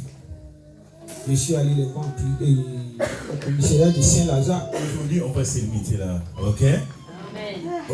Applaudissons pour les Seigneurs. Applaudissons pour les... Il y a beaucoup de choses que l'Éternel a fait. Nous ne pouvons pas entrer en détail. Je lui ai donné pratiquement 1h10 pour témoigner. Je vais exhorter pendant 10 minutes ou 15 minutes. Nous allons clôturer la prière et on va faire des émissions avec notre bien-aimé Opportune. Là, il va entrer en détail. Abonnez-vous sur notre compte YouTube. C'est déjà opérationnel, c'est Opportune. Le compte YouTube, c'est opérationnel. Abonnez-vous sur notre compte YouTube. On n'a pas assez d'abonnés. On vient de lancer la chaîne seulement aujourd'hui. Abonnez-vous sur mon compte TikTok. Non, ça va seulement rester ça. On va abonnez-vous sur mon compte TikTok et sur le compte Facebook de l'église. Nous allons faire un effort par la grâce de l'Éternel pour que nous puissions témoigner en détail avec notre bien-aimé et vous allez suivre ça. Que l'Éternel vous bénisse et bénisse notre bien-aimé. Merci. Merci pour le Seigneur.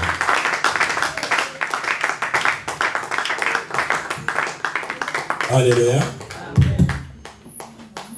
Ce que Dieu a fait, c'est énorme. C'est énorme. Vous ne pouvez pas vous en rendre compte. Aujourd'hui même, le matin, non, c'était hier soir, nous avons appelé Abidjan pour essayer d'en savoir un peu plus. Là, on nous dira que dans la ville de Dimboko, on avait nommé un nouveau chef coutumier. Le chef du village est allé dans cette maison où ces gens-là étaient partis en retraite pour tout détruire. Et en voulant détruire cette maison, brûler la maison en question, qu'est-ce qu'ils ont remarqué? Ils ont remarqué qu'il y avait 4, je ne sais pas si c'est poules ou coq, 3 étaient mortes. Et il était écrit en grand caractère, Maman Pasteur, Abigail Ntsumbu, Moïse Youssouf Tirera. Et un autre qui était encore vivant, je ne sais pas si c'était un coq ou une poule, mais j'ai dit tout simplement peut-être un coq qui était encore vivant, écrit Pasteur Alexis. Donc, nous, on était là, nous, ici, pour eux, on était des poules ou des coqs qui pouvaient téléguider pour nous détruire. Mais si tu n'as pas Dieu, tu vis comment? Tu vis comment? Alléluia. C'est ainsi, je vous dis, quand tu pries, prie sincèrement. Il ne faut pas avoir un pied dedans, un pied dehors. Ça ne sera pas profitable, ni bénéfique. Lisons la parole de Dieu, nous sommes dans les livres des psaumes. Psaume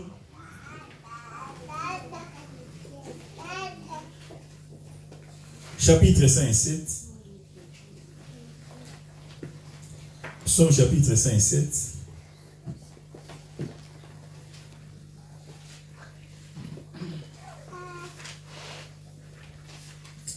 Psaume chapitre 5 et 7.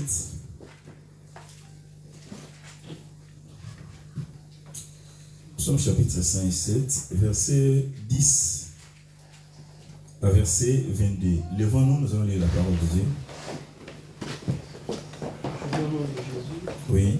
Ceux qui avaient pour demeure les ténèbres et l'ombre de la mort. Ceux qui avaient pour demeure les ténèbres et l'ombre de la mort. Vivaient captifs dans la misère et dans les chaînes.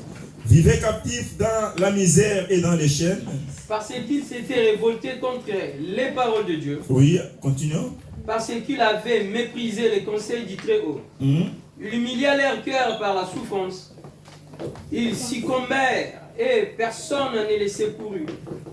Dans leur détresse, ils crièrent à l'Éternel et il les a délivrés de leur angoisse. Alléluia. Il les fit sortir des ténèbres et de l'ombre de la mort. Et il rompit plutôt leurs liens. Qu'il loue l'Éternel pour sa bonté et pour ses merveilles en faveur des fils de l'homme. Car il a brisé les portes des reins, il a rompu les verrous de fer. Les insensés, par leur conduite coupable et par leur iniquité, s'étaient rendus malheureux. Leur âme avait en horreur toute nourriture et ils touchaient aux portes de la mort. Dans leur détresse, ils crièrent à l'Éternel et il les délivra de leur angoisse. Il envoya sa parole et les guérit. Il les fit échapper de la fosse. Qu'il loue l'Éternel pour sa bonté et pour ses merveilles en faveur des fils de l'homme. Qu'il s'offre des sacrifices d'action de grâce et qu'il publie ses œuvres avec des cris de joie. Alléluia. Amen. Mettons-nous. Bien-aimés dans le Seigneur, Jésus-Christ est vivant. Amen. Il est réel. La parole de Dieu déclare ceux qui vivaient dans l'ombre de la mort, ceux qui étaient enchaînés, ceux qui n'avaient pas de vie, ceux qui étaient complètement morts, ceux-là, ils étaient dans l'angoisse. Ils ne pouvaient pas se relever. Qui pouvait les délivrer? Ils étaient rebelles, dans leurs péchés, sans solution. Mais heureusement, un jour, ces gens-là se sont souvenus de l'Éternel. Ils ont imploré la miséricorde de l'Éternel. Et l'Éternel a envoyé sa parole. Et sa parole les a guéris. Alléluia. Amen. Il n'y a pas quelque chose qui peut être difficile que Dieu ne peut pas maîtriser. Non. Il maîtrise tout. Il solutionne tout. Voilà pourquoi je t'ai dit, ce midi, aie confiance en Dieu. Amen. Toi, tu penses que tu es dans la souffrance. Mais il y a des gens qui souffrent plus que toi. Amen. Quelqu'un qui avait l'argent, un compte en banque garni, mais incapable d'utiliser même un centime. Incapable. Incapable. Donc il va dans un distributeur, il fait entrer sa carte, il récupère l'argent, l'argent disparaît. Toi, tu te bats pour l'argent. Tu fuis l'église pour l'argent. Oh, mon argent, je me réveille tôt à 5 heures. Tu te réveilles à 5 heures parce que Dieu te donne la santé. Amen. Si Dieu ne te donne pas la santé, tu ne te réveilles pas le matin. Servons l'Éternel. Craignons l'Éternel. Cette histoire m'a appris beaucoup de choses. Et moi-même, j'ai craint l'Éternel. Et j'ai augmenté encore la crainte de l'Éternel. Amen. Imaginez, je m'endors, ces sorciers viennent la nuit. Moi, j'appelle ça une bombe. Ils ont pris un truc très très costaud comme ça, lourd. Ils ont mis dans mon oreille. Non, c'était pas même dans l'oreille. En dessous de mon lit, là où je dors. Tu soulèves les matelas, en dessous, ils ont mis ça. Et cette histoire a duré une semaine. Moi, je ne savais pas. Donc, ils ont mis ça pour me tuer. Parce qu'à un certain moment, en fait, leur cible n'était plus Moïse. Ils se sont dit, ah, on n'arrive pas à attaquer Moïse parce qu'il est soutenu. Il est soutenu par son pasteur. Donc, pour les neutraliser, nous devons dans un premier temps neutraliser son pasteur. dernièrement, c'est ce que Goudron a dit, nous allons vous tuer et nous allons nous attaquer aux brebis égarées. C'est Saint-Fait qui avait dit ça. Alléluia. Mais Dieu nous a accordé la victoire. Amen. Dans les moments difficiles, quand tu es malade, crois que l'Éternel peut faire quelque chose. N'abandonne jamais ton Dieu, n'abandonne jamais. Quelles que soient les épreuves, sois persévérant. Attache-toi à l'Éternel. Rends grâce à l'Éternel. Il est vivant. Il est vivant. Il est réel. Il agit. Il guérit. Il délivre. Il sauve. Si tu n'as pas le véritable Dieu, tu es mort. Imaginez, dans l'histoire de notre bien-aimé, à chaque fois qu'il pouvait retirer l'argent, l'argent disparaissait. Et sa sœur, à un certain moment, s'est dit, je cherche tout simplement ton code bancaire. Donc, va tout simplement récupérer l'argent, je verrai ton code, et moi, je ne sais pas comment il a fait la photocopie de sa carte bancaire spirituellement, je ne sais même pas. Donc, il pouvait retirer son argent en distance avec le code seulement. Mais ce que Dieu a fait, Dieu ne lui a pas permis de connaître le code de son frère. Une fois, on était à l'église ici, en prière. Il avait tenté de faire un virement, je pense, de 15 000 ou de 30 000 euros. Donc, avec notre bien-aimé, on est à l'église en prière. Il entre sur son téléphone. Nous, on croit que c'est Moïse, mais c'est sa sœur. Il entre sur son téléphone. Il entre sur l'application. Il fait un virement de 30 000 euros. Mais le virement n'a pas abouti. Parce que Dieu n'a pas permis qu'elle puisse toucher l'argent de son frère. Amen. Parce que Dieu a mis croix. À telle enseigne, un jour, il a envoyé un message pour déclarer que non, allez demander à votre pasteur quel est son secret, quel est ses fétiches. Parce que nous n'arrivons pas à l'atteindre. Mais certainement, parce qu'elle a déclaré, moi, personne ne peut me résister. Mais je n'arrive pas à comprendre comment votre pasteur me tient tête. Il a certainement des fétiches cachés dans sa maison. Donc, pour elle et sa bande, comme moi et mon épouse, on était en retraite. Il s'est dit, maintenant, comme elles sont en retraite, ou bien ils sont en retraite, je vais aller maintenant attaquer ses enfants dans leur maison. Mais en partant dans la maison, elle a trouvé la maison blindée, déchirée, blindée.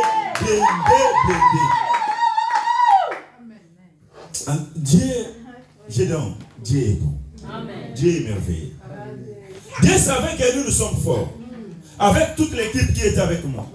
Il savait que nous étions forts. Qu'est-ce que Dieu a fait? Il dit, vous êtes forts, je leur permets d'entrer chez vous. De venir, de poser les affaires, vous allez vous lever, vous allez les battre et combattre. Mais vos enfants sont faibles. Je ne peux pas permettre qu'ils puissent entrer là-bas. Sinon, ça sera dangereux. Et qu'est-ce que Dieu a fait? Il a en fait verrouillé la maison. Amen. Il venait, elle venait, il n'arrivait même pas à pénétrer la maison, à entrer. Ils ont dit, tu as certainement des fétiches cachés quelque part dans sa maison, dans ta maison, mais personne n'est laissé. Moi, je n'ai pas de fétiches. Je n'ai que le nom de Jésus-Christ. Bien-aimé, essaye d'entrer en profondeur avec Dieu. Ne sois pas superficiel. Cherche Dieu. Si on n'avait pas Dieu, on allait mourir. Tous. Avec l'histoire des poufs. On a récupéré les poufs, on était assis, moi et Gédéon. Ils sont partis avec. Ils ont dit, les poufs n'ont rien fait. Et après, ils sont venus récupérer l'argent. 150 euros. Avec cet argent, je vous avais raconté l'histoire la fois passée. Ce qu'ils ont fait. Je n'y reviens pas parce qu'on n'a pas assez de temps. Mais ça n'a rien fait. On nous a fait même des représentations là-bas. Nous sommes devenus des poules ou des coqs là-bas. Ça n'a rien donné. Mais pourquoi tu as peur? Toi, tu trembles. Tu trembles parce que tu ne veux pas mettre du sérieux dans ta vie. Amen. Tu ne veux pas honorer le Seigneur. Tantôt un pied dedans, tantôt un pied dehors. Toi, chrétien, tu bois encore d'alcool. Non, laisse. Le bien-aimé Moïse avait un magasin là-bas. À Djamé. À Djamé, hein? C'était à Djamé ou à Abidjan? À Djamé. Voilà. Il avait un magasin là-bas à Djamé. Il vendait l'alcool. Et Dieu lui a dit, détruis l'alcool qui est dans ton magasin et ferme ce magasin. Moïse a commis l'erreur de dire au fournisseur, viens récupérer tout l'alcool qui est dans mon magasin, afin que tu puisses partir avec. Dieu lui a dit, La première fois, Dieu lui a parlé calmement. Mais la deuxième fois, Dieu lui a grondé. Il a dit, petit, attention. Attention, je te dis qu'il ne faut pas que le fournisseur récupère. Tu détruis tout. Détruis l'alcool qui est dans ton magasin, ce qui t'appartient et ce qui appartient au fournisseur. Détruis tout. Amen. Sachant que Moïse avait des difficultés pour payer le fournisseur, il a dit détruis. Et Moïse a détruit. Après avoir détruit, nous on s'est dit que non, l'affaire est clôturée, non? L'affaire est terminée. Dieu lui a dit non, je vais tuer sans fin, mais paye le fournisseur. Paye avant tout le fournisseur. Là, tu as détruit l'alcool sans faire malade. Mais pour qu'il soit mort complètement, paye le fournisseur. Il a payé le fournisseur 550 €. Tu vois? En fait, le niveau de l'exigence de Dieu dépend du niveau de ton appel.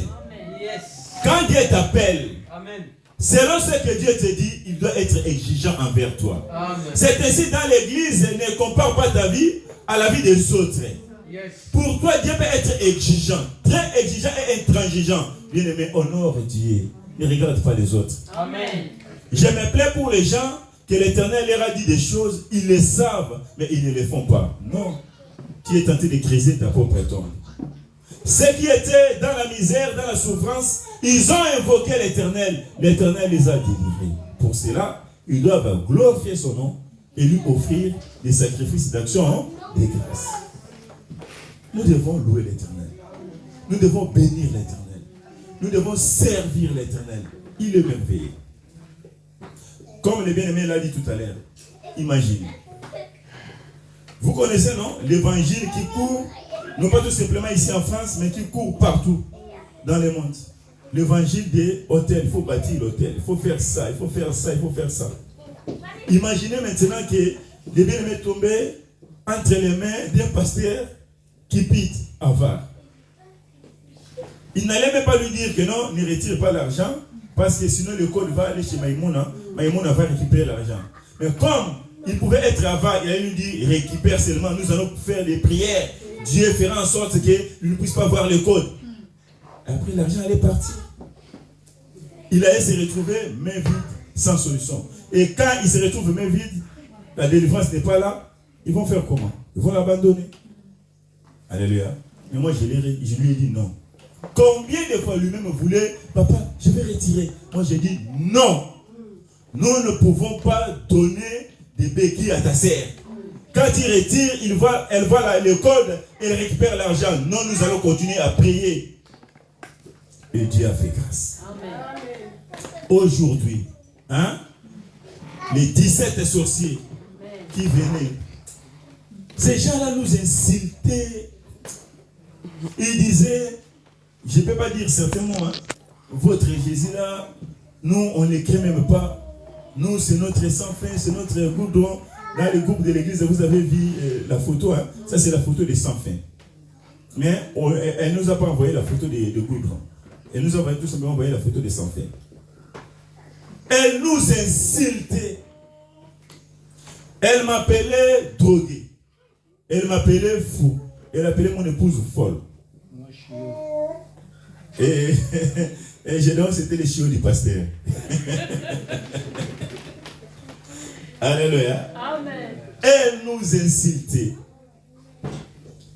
Mais Dieu est vivant. Amen. Elle avait dit, nous allons mourir. Mais nous sommes là, en train de témoigner Dieu. Amen. Elle est où? Et toute sa bande. Alléluia. Au départ, ils étaient 15 sorciers que nous on connaissait. 14 qui se sont manifestés ici. Et sa sœur, ça faisait 15. Les 14, Dieu les a anéantis. L'un après l'autre, ou l'une après l'autre. Dans les 14, il y avait tout simplement un seul homme. Les 13, c'était des femmes. Dieu les a anéantis tous. Alléluia. Après, sa sœur est restée seule. En restant seule, elle s'est dit, je vais maintenant engager. Lui-même, elle a appelé ça recrutement. Elle a recruté un héritier. L'héritier là, vous avez vu sa photo. La personne là qui mettait des trucs un peu bizarres, comme un chef coutumier. Le premier jour où j'ai vu sa photo, j'ai donné hyper, il s'est dit, lui aussi avec des trucs à gauche, à droite. Même moi-même aussi, je me suis dit, Seigneur, on n'est pas vraiment arrivé au bout du tunnel, hein? Ça recommence encore. Mais Dieu, lui-même, là, cette personne-là, n'a même pas traîné. Il est venu à l'espace parce que les autres venaient, tu les chasses, ils pouvaient partir et revenir. Mais lui, c'était 20 minutes, tout simplement, paf, il était liquidé. Amen. Et là-bas, il était mort. Quand les 15 étaient morts, non, les 14, non, les 15 et l'autre là étaient morts, on s'est dit maintenant, on va attaquer Maïmouna. Heureusement, il y a une personne que nous, on ne savait pas, c'est celle qui a donné à Maïmouna les fétiches. Elle était béninoise. Dieu aussi l'a tuée. Et Maïmouna, dans la prière, elle était morte. Nous, on pensait, on avait jubilé, non? Même à l'église, on avait dansé. On s'est dit, elle est morte, l'affaire est finie. Non. Elle avait laissé la tâche à d'autres personnes. 4 autres sorcières. Qui devaient, j'ai dit 4 autres sorcières parce qu'il y avait un homme. Il leur laisse la tâche de continuer le travail. Et nous les avons anéantis par la prière. Les 3 étaient morts, étaient restés une autre, parce que c'était une dame, et nous l'avons anéanti par la grâce de l'Éternel. Les 4. Donc, quand les 4 sont morts, nous on pensait que l'affaire est finie, non? Donc, il y avait encore 6 qui étaient à l'extérieur et n'étaient pas avec sans fin, mais ils voulaient récupérer sans fin pour utiliser sans fin afin qu'ils puissent continuer à venir combattre Moïse. Et les 6 là, Dieu les a neutralisés, ils sont tous morts. Amen. Si on peut comptabiliser le nombre de personnes que Dieu a tuées pour sauver Moïse, c'est 27 sorciers plus leur Dieu, sans fin et goudron. Regardez ce Dieu l'a rempli d'amour. 27 personnes sorciers plus leur Dieu, ça fait 29. Là, je ne compte même pas la femme enceinte. Des jumeaux. Ça, j'ai mis ça entre parenthèses. Mais pour se renforcer, pour faire mal à Moïse, les gens que Maïmouna et sa bande ont tués, dans un premier temps, ils ont tué 18 personnes. Et les personnes qui sont mortes dans l'incendie, ça fait 19. Lorsque nous comptabilisons, faites les calculs, 29. Donc je mets les liés à côté parce qu'ils sont de bois. Je mets 27 plus 18, ça fait 45. 45 plus 19, ça fait 64. Donc dans cette histoire, depuis le 7 décembre, disons le 11 novembre que j'ai connu Moïse, jusqu'à aujourd'hui, ça fait 64 morts. Ça c'est des personnes physiques, plus l'air faux Dieu là-bas en bois, sans fin un goudron. Regarde ce Dieu-là. Il est capable de donner des gens en échange de ta vie. C'est toi qui négliges Dieu. Tu es à la maison, tu dors, tu ne veux pas venir à la prière. On doit t'appeler. On doit faire des mécanismes de te rappeler pour venir à l'église. Viens à l'église. Priez ton Dieu. Alléluia. Entre en profondeur. Ne sois pas superficiel. Dieu va te bénir. Amen. Dieu va te bénir. Nous avons un Dieu vivant. Ne regardez pas le nombre de personnes que nous sommes aujourd'hui. Cette église va grandir. Amen. Dieu me l'a confirmé. Il me l'a dit à plusieurs reprises. Même les sorciers ou la sorcière, je ne vais pas citer son nom, c'était venu jusqu'ici à mes lèvres. Mais je me calme. Hein? Celle-là, elle avait dit, avant sa mort, cette église deviendra grande. Amen. Alléluia. Amen. Parce que quand on commençait à l'attaquer, elle était pratiquement agonisante et elle disait, alléluia, amen. Leur église deviendra grande. Alléluia, amen. Leur église deviendra grande. Alléluia, amen.